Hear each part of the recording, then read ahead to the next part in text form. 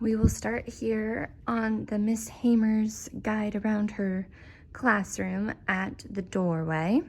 I have a nice little sign, I'm so happy you're here, but then we have the school-wide expectations for the restrooms, lunchroom, hallway, playground right on the door, so every time we leave, we can review them if needed.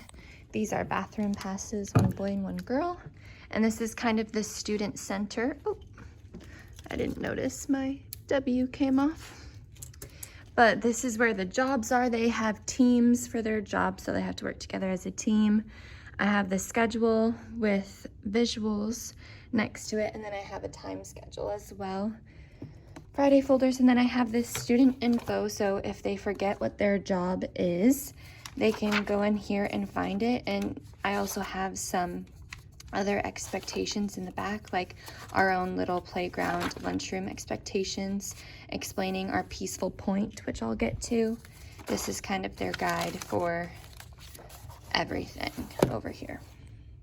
Then we move on. This is our long board that has all of what we're working on in each subject. It's map testing day, so my classroom looks a little bit different than it normally does. Our classroom pact is getting filled out up here. They're filling out their names and we're going to add it up there. I have an alphabet, multiplication numbers, and a number line to help them. Over here we have a choice board for golden tickets. They can turn in their golden tickets, which is something they use for the whole entire school. And they can pick one of these things depending on how many gold coins they have as a reward. And then these are our voice levels. I kept the numbers the same for school-wide, but I just added some fun names for our classroom.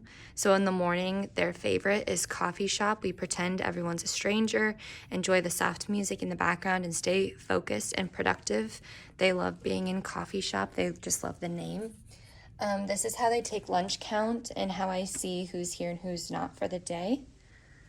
And that's where I put objectives and planners in this little box as well. A little reading nook. This is our class fridge. This is where they can put family pictures. They can put anything they're proud of up here. So if they're proud of a grade, if they want a medal over the weekend, they can go in here. This is also filled with all of the supplies that I want them to be able to get a hold of. So our headphones are in here, some extra. This is my waiting room. Anytime we have independent work time, I use the waiting room. Instead of having them raise their hands, they just come back and grab a clip, and then I can say, do I have a number 1 around the room? And I go and help them on that question. And then the last little thing is this little pocket chart. Right now I have the regulation zones on there, so they can circle what regulation zone they're in to help me kind of see where they're at, or just as a reminder to, if they are feeling one of these things, then they can go back to our peaceful point. Our peaceful point, I'm still gathering some fidget toys to put back here for some self-regulation. I have one of these breathe stickers, so if we zoom in, it says breathe, hold, and it's an exercise that you can do, and it's a textured sticker, so it's supposed to help. And then we have our zones of regulations, what it looks like, sounds like, and feels like. And so it's back here away from it all so they can have some privacy.